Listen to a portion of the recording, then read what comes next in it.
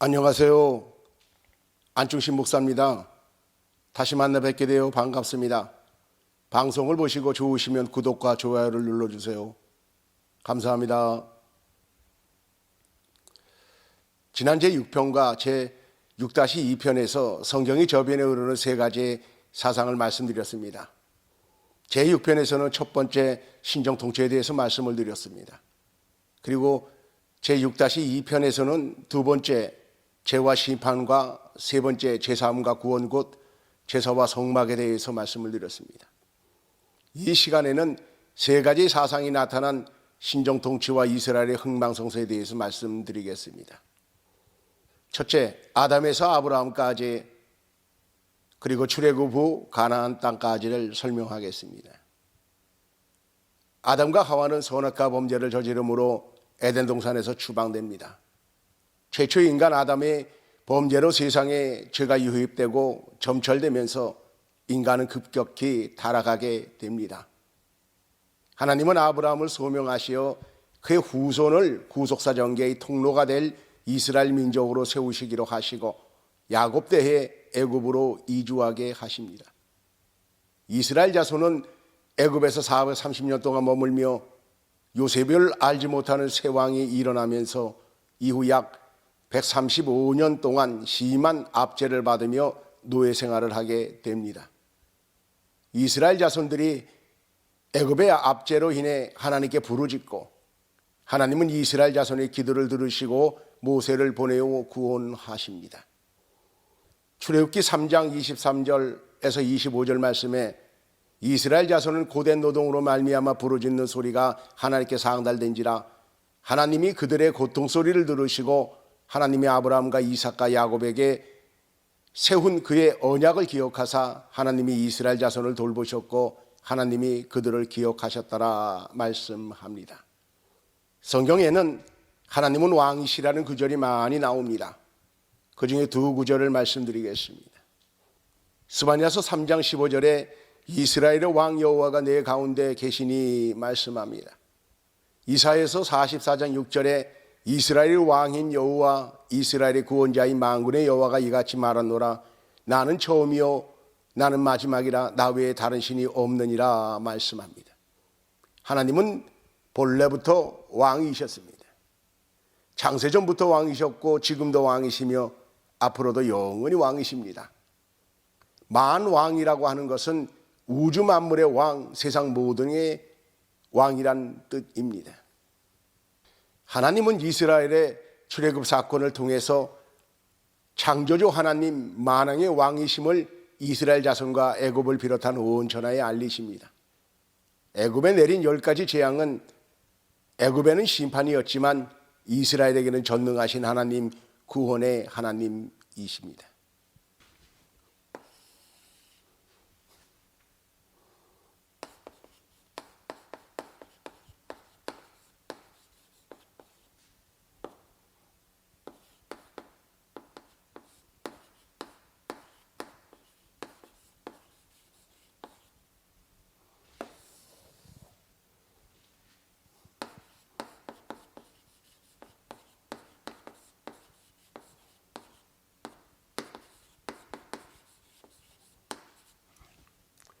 애굽의 왕은 세상의 왕을 상징합니다.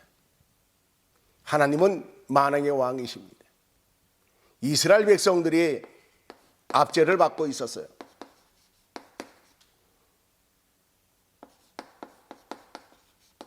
이 자손들을 하나님은 애굽에 10가지 재앙을 내리시고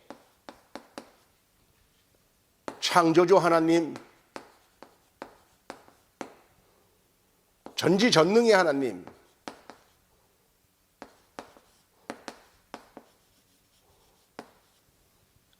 애굽을 심판하셨습니다.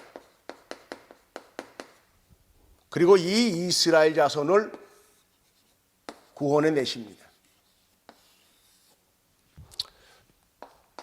첫째부터 9 재앙은 하나님이 창조주 하나님을 말씀합니다. 그리고 10번째 재앙 6월절입니다. 이 재앙은 애굽의 심판, 이스라엘에게는 구원입니다. 생명을 심판하신 거예요. 그리고 하나님은 이 이스라엘 백성들을 출애굽케 하십니다. 그리고서는 홍해를 건너 시내산으로 인도하셨어요. 그리고 이 시내산에서 하나님은 이스라엘 백성과 언약을 체결하시는데, 하나님은 이스라엘의 왕, 이스라엘은 하나님의 백성, 언약을 체결하십니다. 그리고 비로소 하나님은 신정 통치를 시작하십니다. 자, 이 도표를 보겠습니다. 애굽의 바로 세상의 왕을 상징합니다. 애굽의 종되었던 이스라엘 자손들을 하나님은 구원케 하시고, 광야에서 나는 너희의 하나님 왕이요 너희는 내 백성으로 언약을 체결하십니다. 그리고 광야를 지나 이스라엘 백성을 가나안으로 인도하십니다. 두 번째, 여호수아에서 사사기까지를 말씀드리겠습니다. 하나님은 이스라엘 백성들을 가나안 땅으로 인도하셨어요. 하나님은 여호수아를 통해서 정복 전쟁을 합니다. 가나안의 칠족속들을 몰아내고 나라를 세웁니다. 그리고 여호수아 이후는 사사시대입니다. 여기서 우리가 잠깐 생각해 볼 것이 있습니다. 앞서 시내산에서 하나님과 언약을 체결했다 그랬습니다. 신정통치를 시작하였다고 하였습니다. 하나님께서 출애굽부터 광야까지 모세를 통하여, 그리고 가나안 땅 들어가면서 여호수아를 통해서, 또한 여호수아 이후에 사사들을 통해서 하나님께서 이 신정 통치를 하신 것입니다. 그러니까 이 모세와 여호수아 사사들은 하나님의 그 대리자입니다. 하나님께서 이 대리자들을 통해서 이스라엘 백성들을 통치하시는 거예요. 이것이 하나님께서 원하시는 신정 통치입니다. 사사시대 340년간 주변의 족속들이 끊임없이 이스라엘을 침략하여 괴롭힙니다. 그때마다 하나님은 사사를 일으켜 대적을 물리치게 하셨어요. 사실은 이스라엘의 대적이 등장하는 이유는 이스라엘의 우상숭배, 바알숭배죠. 우상숭배를 하거나 윤리적 타락이 있을 때에 백성들을 징계하여 회개하려고 일으킨 대적이었습니다. 이스라엘의 여러 그 대적들이 이스라엘을 침략해 들어옵니다. 메소포타미아, 미디안, 암몬, 가나안, 여러 그런 족속들이 이스라엘을 침략하고 이스라엘을 괴롭히며 이스라엘에게 고난을 주는데, 이 고난의 원인들은 우상숭배입니다. 이 이스라엘 백성들이 가나안 족속들의 그 영향을 받아서 바알을 숭배합니다. 그때 하나님은 이스라엘에게 고난을 주십니다. 그 고난을 주는 것이 바로 이 대적들이 이스라엘을 침략하는 거였어요. 이스라엘은 그때 하나님 앞에 회개를 합니다. 우상을 숨겼던 것에 대해서 회개를 합니다. 그러면 하나님께서 사사를 보내서 이스라엘의 고난을 없애시고 평안을 주십니다. 사사시대 말쯤에 당시 주변의 국가들은 중앙정치체제를 하기 시작했어요. 왕이 나라를 통치하는 것이죠. 그러나 이스라엘은 여전히 지방자치체제도 없이 각 지파별 독립자치권을 행사하면서 여호와 신앙을 중심으로 한 부족연합 국가 형태의 정치체제였단 말입니다. 다시 말하면 지파동맹체제였어요. 이 왕정은 왕이 통치를 하면서 왕권으로 군사를 모집합니다. 그래서 상대를 침략하기도 하고 방어하기도 하죠. 그러나 이스라엘의 지파동맹 체제는 지파가 협조를 해야 되는 거예요. 연합이라는 의미, 이런 협조가 있어야 된단 말입니다. 이것이 왕권을 가진 그 나라에서 군사를 모집하는 것보다는 군사 모집이 약할 수밖에 없었어요. 세 번째 사사시대에서 왕정시대로를 말씀드리겠습니다.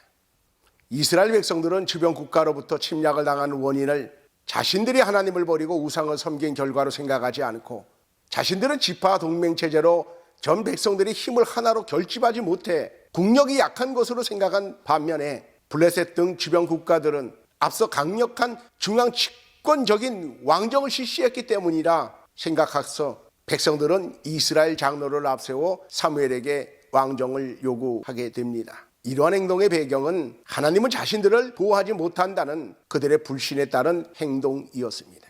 여기를 보겠습니다. 백성들이 왕을 요구합니다. 그때 하나님께서 말씀합니다. 나를 버려 자기들의 왕이 되지 못하게 함이라.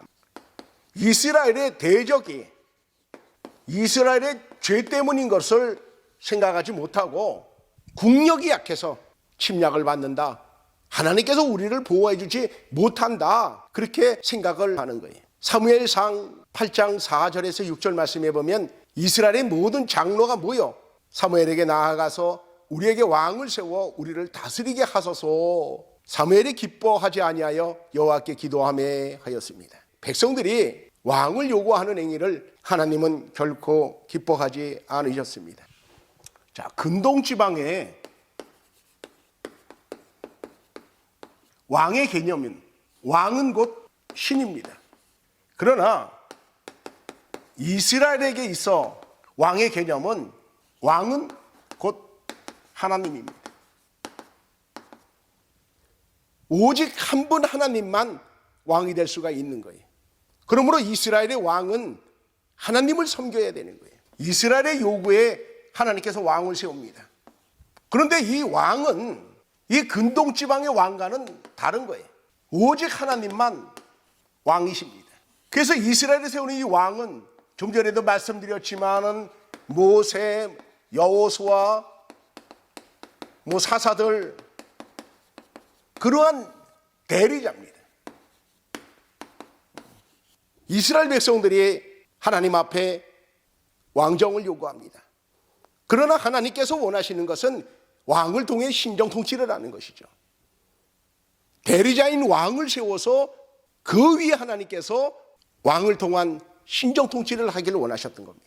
약 400년 전에 신명기 17장 14절에 반드시 내 하나님 여호와의 택하신 자를 내 위에 왕으로 세울 것이며 하셨습니다. 여호와의 택하신 자, 바로 신정 통치를 따를 자를 말합니다. 바로 이와 같은 대리자의 역할을 할 그 사람을 말하는 겁니다. 네 번째, 통일왕국과 분열왕국입니다. 하나님은 이스라엘의 최초의 왕으로 사울을 세웁니다.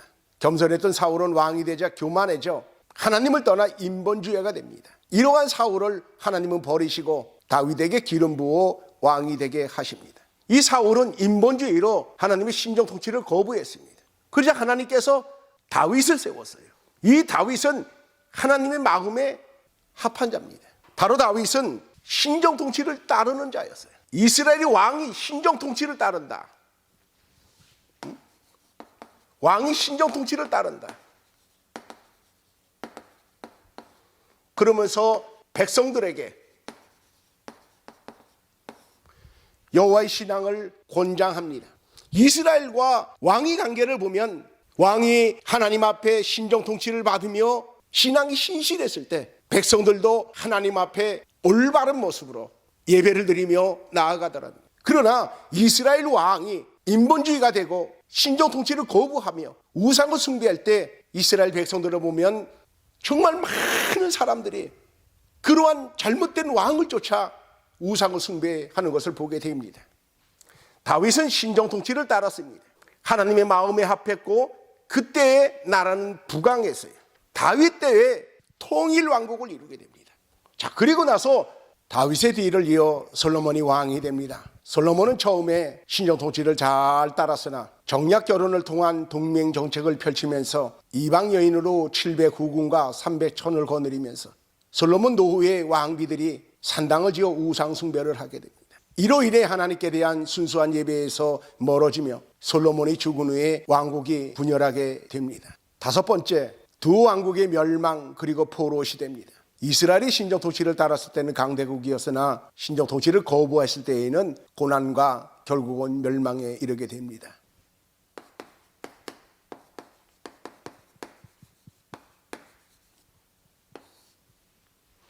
솔로몬 이후에 르호보암이 왕이 됩니다. 그리고서는 솔로몬 때의 국방장관이었던 여로보암이 반란을 일으켜 나라를 분열시킵니다. 그래서 북으로는 북이스라엘이라 합니다. 또한 북왕국이라고도 합니다. 남으로는 남유다라 합니다. 또한 남왕국이라고도 합니다. 자, 이 도표를 보겠습니다. 분열왕국 이후에 10왕들에 대한 평가입니다. 남왕국은 그 조상 다윗의 행위와 같으며 말씀합니다. 또한 그 조상 다윗과 같이 아니하며 이렇게 말씀합니다. 그런 반면에 북왕국, 북이스라엘의 왕들은 모두가 여로보암의 죄를 쫓았다 그렇게 말씀합니다. 여로보암의 죄, 첫째 분열입니다. 두 번째 우상 숭배입니다. 세 번째 예루살렘 성전 순례를 금했어요.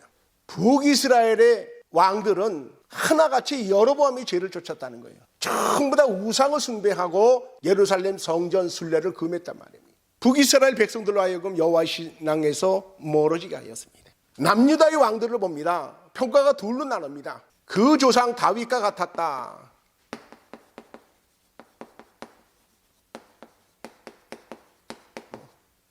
그 조상 다윗과 같지 않았다.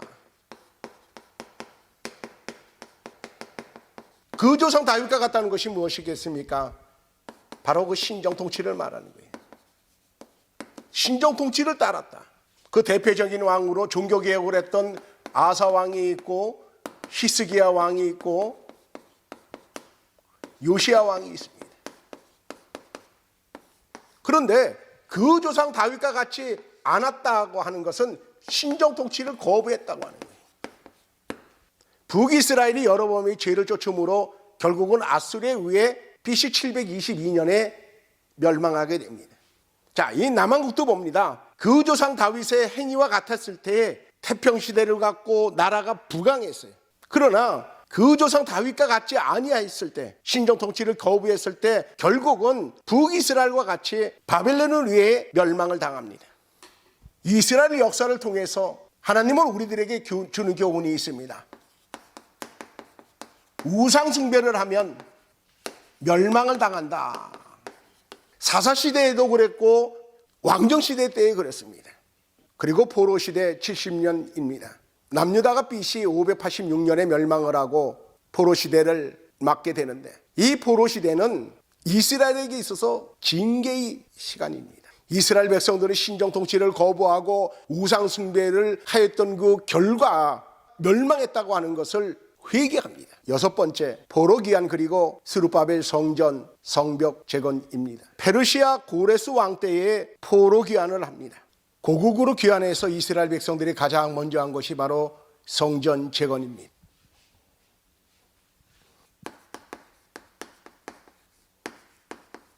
자신들의 멸망의 원인이 하나님 앞에 바른 예배를 드리지 않았기 때문에 라는 것을 깨닫고 예배를 회복해야 된다는 일념하에 성전을 재건하게 됩니다. 그리고 두 번째는 종교개혁입니다. 에스라는 하나님과의 바른 관계, 하나님 말씀대로 이스라엘을 종교개혁합니다. 그리고 느헤미야가 와서 성벽 재건을 합니다. 성벽을 세워야 완전해집니다. 성벽은 성전을 보호하는 역할을 하기 때문에 그렇습니다. 일곱 번째, 스룹바벨 성전 재건 이후입니다. 스룹바벨 성전은 재건되었으나 여전히 로마 제국의 속국인 것에 대해서 이스라엘 백성들은 실망을 합니다. 그 실망이 종교적 타락과 사회적 타락으로 나타나게 됩니다. 이스라엘 백성들은 성전이 회복되면 이스라엘은 로마 제국의 속국에서 벗어나 독립할 것으로 기대하였어요. 그런데 여전히 로마 제국의 지배를 당함으로 인한 실망이 신앙생활에 나타나고, 신앙이 시험들자 가정의 위기가 오고, 나아가 사회 전반에 타락한 모습이 나타나게 됩니다. 스룹바벨 성전 재건 약 440년 후에 그리스도가 오십니다. 말라기 이후 예수님까지 대략 한 400여 년 동안 이 기간을 바로 신구약 중간사라고 합니다. 말라기 이후 이스라엘은 하나님 앞에 부르짖습니다. 로마 제국의 속국에서부터 자신들을 구해내달라고, 메시아를 보내어 구원해내달라고 하나님 앞에 기도하게 됩니다. 백성들이 고통을 받습니다. 이스라엘이 애굽의 노예가 되었을 때와 이스라엘이 로마 제국의 식민지로 있을 때 이스라엘 백성들은 고통을 받고 하나님 앞에 기도합니다.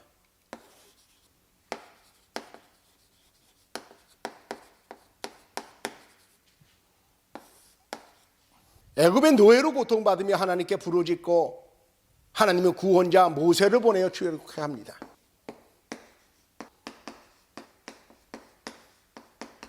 로마 제국의 식민지였던 이스라엘 백성들이 고통을 받고 하나님께 기도하고 하나님은 예수 그리스도를 보내십니다. 구원하십니다. 출애굽 후 가나안 땅에 들어가게 하십니다. 예수 그리스도를 보내어 구원케 하소 하나님 나라에 들어가게 하십니다. 출애굽게 할 때에 유월절 사건이 있어요. 유월절 사건은 십자가의 사건을 예표합니다. 예수 그리스도는 하나님의 아들 만왕의 왕으로 오십니다. 히브리인의 개념에 아버지와 아들은 동일합니다. 아버지가 하나님이면 아들도 하나님입니다. 아버지가 왕이면 아들도 왕입니다. 하나님께서 애굽을 심판하신 것처럼 하나님의 아들로 오신 예수님은 로마 제국을 심판하십니다. 예수님이 십자가를 지시기 전에 어린 나귀를 타고 예루살렘에 입성하시는 것을 우리가 한번 생각해 봅니다. 만왕의 왕으로서 로마 제국에 선포하시는 거예요. 이 사건으로 인해 예수님이 십자가에 달리시지만 결국은 예수님은 그 죽음의 권세를 이기고 부활하심으로 승리하십니다. 바로 영적 승리입니다. 만왕의 왕으로서 애굽을 심판하시는 거예요. 그 사건이 바로 십자가의 사건입니다. 하나님께서 애굽의 노예가 되었던 이스라엘 백성들을 구원해내시고 출애굽게 하신 후 이스라엘 백성과 언약을 체결하고 신정 통치를 하십니다. 이제 예수님께서 십자가를 통해서 로마 제국으로부터 승리를 하시고 예수님을 주님으로 섬기는 그들에게 예수님은 신정 통치를 하십니다. 이 부분을 보겠습니다. 출애굽 사건을 통해서 하나님은 이스라엘의 왕으로 이스라엘을 신정 통치하셨습니다. 근데 이 이스라엘이 하나님을 버립니다. 그러므로 이스라엘은 고난이 있습니다. 멸망이 있습니다. 그런데 예수님이 하나님의 아들로 다시 오십니다. 로마 제국으로부터 영적으로 승리하시고 이제 신정 통치를 다시 시작하는 거예요. 그러므로 나를 버려 자기들이 왕이 못 되게 했던 것, 그것을 회개하라는 겁니다. 하나님께서 보내신 만왕의 왕 예수 그리스도를 버리면 영원한 멸망과 지옥에 들어가게 된다. 그것을 지금 말씀하고 있습니다. 예수님이 십자가를 지시고 부활하시고 그리고 승천하셨어요. 그리고 성령께서 강림하셔서 교회를 세우셨어요. 예수님은 승천하시기 직전에 예수님은 승천하시기 직전에 말씀하셨습니다. 너희가 본 그대로 다시 온다. 재림하신다는 말씀입니다. 하나님은 우편에 계셨다가 재림하신다. 왕께서 다시 오시는 거예요. 이때는 세상의 모든 왕들을 비롯해서 예수를 그리스도로 믿지 아니하는 자들, 만왕의 왕인 주님을 섬기고 따르지 않는 자들 다시 오셔서는 심판하십니다. 교회는 예수님이 다시 올 이때를 갖다가 선교 기간이라고 합니다. 복음 전파의 기간이에요. 천국은 하나님 곧 주님이 통치하시는 나라입니다. 하늘나라에 가면 예수 그리스도께서 만왕의 왕으로서 통치하십니다. 요한계시록 19장 6절에 보면 할렐루야 주 우리 하나님 곧 전능하신 이가 통치하시도다. 바로 예수님을 말씀하고 있습니다. 지금까지 신정통치에 대해서 총 3번째의 시간을 가져서 말씀을 드렸습니다. 다음 시간에는 제7편 구약이 어렵습니까? 신약이 어렵습니까?를 말씀드립니다. 그리고 제8편부터 창세기에 들어갑니다. 지금까지 들어주셔서 감사합니다.